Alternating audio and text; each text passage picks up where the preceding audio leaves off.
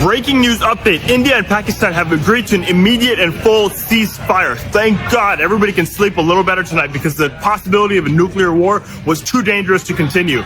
Everybody played an incredible part telling everybody to de-escalate. This needs to be shared right now because momentum has to stay up. You have to keep the momentum up. Otherwise, people will re-escalate and it's not where we want to go.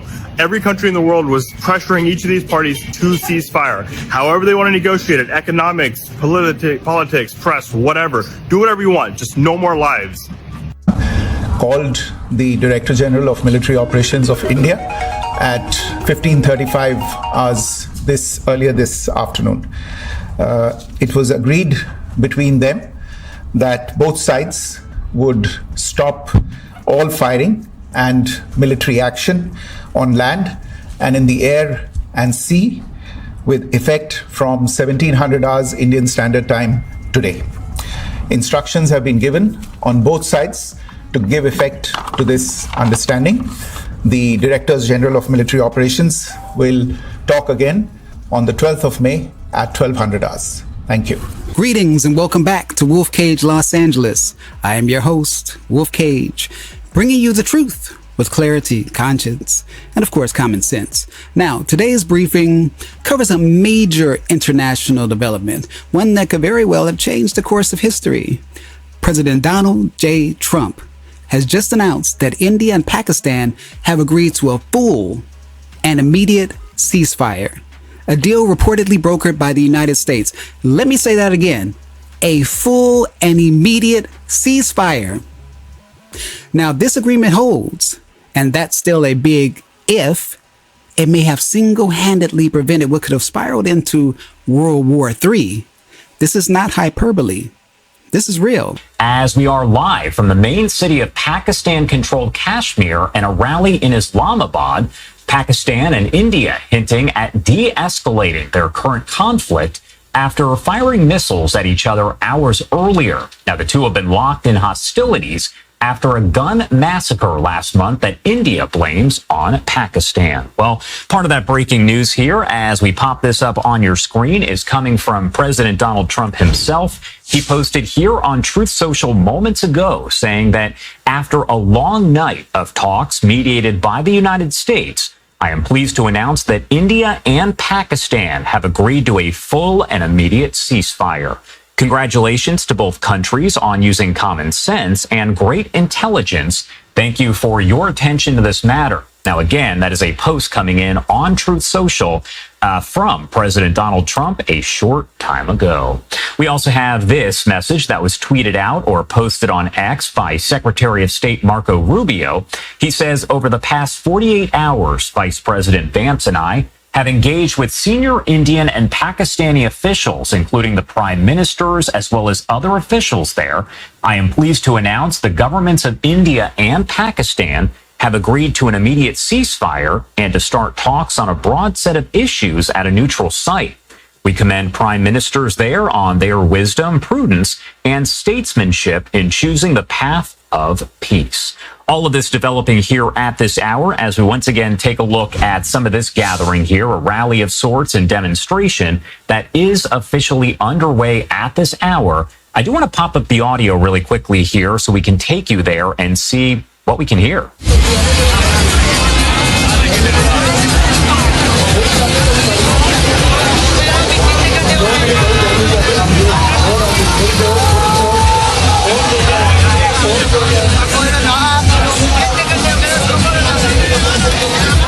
All right, so you can pretty much just kind of hear the background noise there, but as you can see, so many people are gathered there as we have these live images both coming in from the main city of Pakistan-controlled Kashmir and a rally in Islamabad. Again, Pakistan and India hinting at de-escalating their current conflict after firing missiles at each other hours earlier, and the two have been locked in these hostilities after a gun massacre last month that India does blame on Pakistan. Let's put it into perspective. India and Pakistan have been locked in tension since 1947, the year they gained independence from British rule. Since then, they fought 4 full-scale wars, 3 of them over the disputed region of Kashmir. Now, both countries are nuclear powers. Think about that. We're not just talking about minor skirmishes here. No, we're talking about the kind of tension where one wrong move could lead to global catastrophe. Now we're hearing that it was Trump's intervention. Yes, Trump, the guy everyone loves to hate. Trump's diplomacy that brought both nations to the negotiating table. And the president has expressed he wants to see this de-escalate as quickly as possible. He understands these are two countries that have been at odds with one another for decades, long before President Trump was here in the Oval Office. However, he has good relationships with the leaders of both countries, and the Secretary of State, Marco Rubio, I spoke to him just yesterday. He has been in constant communication with the leaders of both countries, trying to bring this conflict to an end. The war in India and Pakistan, what's your position? Oh, it's so terrible. My position is I get along with both. I know both very well, and I want to see them work it out. I want to see them stop. And hopefully they can stop now. They've gone tit for tat, so hopefully they can stop now. But I know both. We get along with both countries very well, good relationships with both, and I want to see it stop. And if I can do anything to help, I will be there. Like him or not, this is the moment where results speak louder than rhetoric. And you have to ask yourself, would this have happened under a Biden administration? Would this have happened under a Kamala Harris administration? Or under any recent Democratic leadership? Now, of course, I have my doubts because let's be real. War is big business. Defense contractors, global interests, even political careers are often built on the back of conflict. Peace? Nah. That doesn't sell nearly as well. Now, from the beginning, Trump's foreign policy philosophy has always leaned towards deal-making over warmongering. We saw it with North Korea. We saw it with the Abraham Accords in the Middle East. And now, potentially, we're seeing it again with India and Pakistan. This isn't just about two countries shaking hands. No, this is about preventing mass death, economic collapse, and regional destabilization. It's about vision. It's about strength. And it's about leverage. Three things you need if you're going to pull two nuclear-armed rivals back from the brink. Earlier on Saturday, Indian Prime Minister Narendra Modi chaired a high-level security meeting in Delhi. Defense Minister Rajnath Singh, National Security Advisor Ajit Doval, and the chiefs of the Indian Army, Navy and Air Force were present to assess the situation. Hours earlier, Foreign Secretary Vikram Misri had described Pakistan's actions as provocative and escalatory. The breakthrough appears to have come after a flurry of urgent diplomatic calls. Indian External Affairs Minister Dr. S. Jaishankar spoke with U.S. Secretary of State Marco Rubio, who has been at the center of Washington's shuttle diplomacy. Jaishankar later said India's stance remains measured and responsible. Rubio had earlier called Pakistan Army Chief General Asim Munir, making the first direct conversation between the US administration and Pakistan's military leadership. He stressed the urgent need to avoid further escalation and offered US assistance in facilitating direct dialogue between the two countries. Rubio has also been in contact with Pakistan's Prime Minister Shehbaz Sharif and Deputy Prime Minister Ishaq Dar. The US State Department confirmed that Rubio had urged both sides to re-establish communication channels and explore ways to prevent miscalculation. Spokesperson Tammy Bruce said Rubio proposed US support in launching productive talks to avert future disputes. Meanwhile, back in Washington, White House Press Secretary Caroline Leavitt reaffirmed the US President Donald Trump's desire to see the crisis resolve itself quickly. So the question is, will this ceasefire hold? The question is, will cooler heads finally prevail in a region that has been on the edge for decades? We can only hope. Kashmir's long and complicated history dates back to 1947, when Britain divided its former colony into two parts, a Hindu-majority state, India, and a Muslim-majority state, Pakistan. At the same time, the fate of Kashmir, the mountainous region between both countries, was still up in the air. Both countries staked a claim to the region, leading to the first Indo-Pakistani War.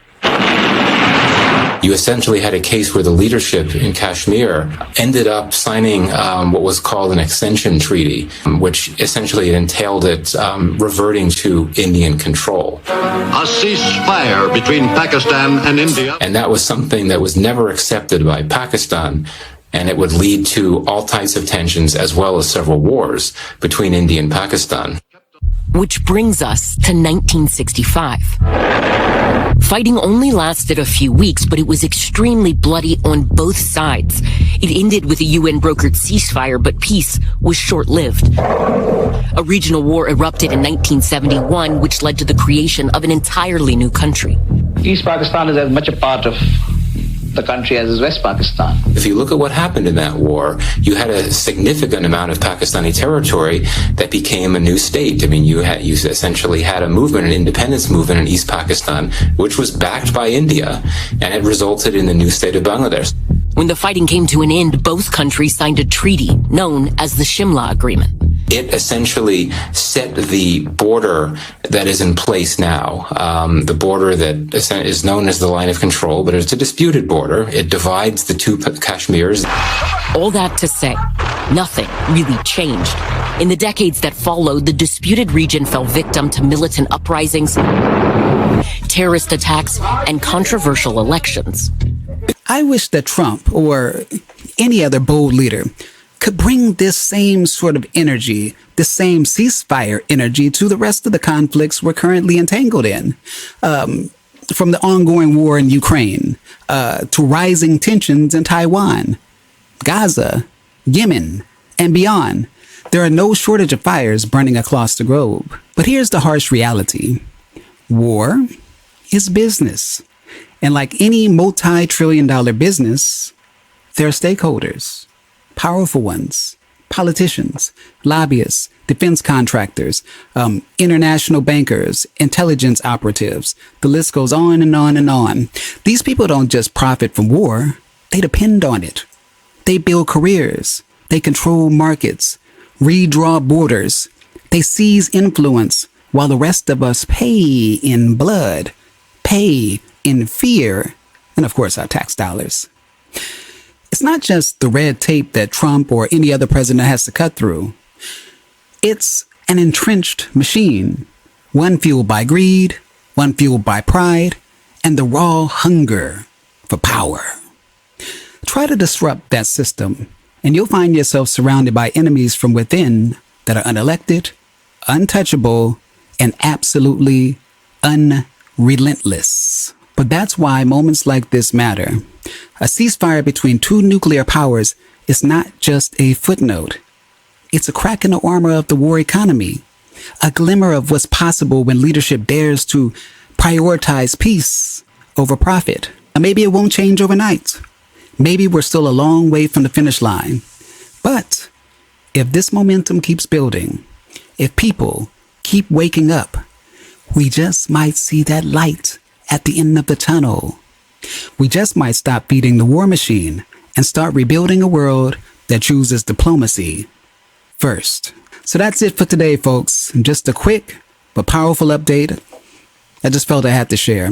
I am Wolf Kage, and this is Wolf Kage Los Angeles. Please be sure to like, subscribe, and share this video with a friend. Stay sharp, stay aware, and until the next time, peace.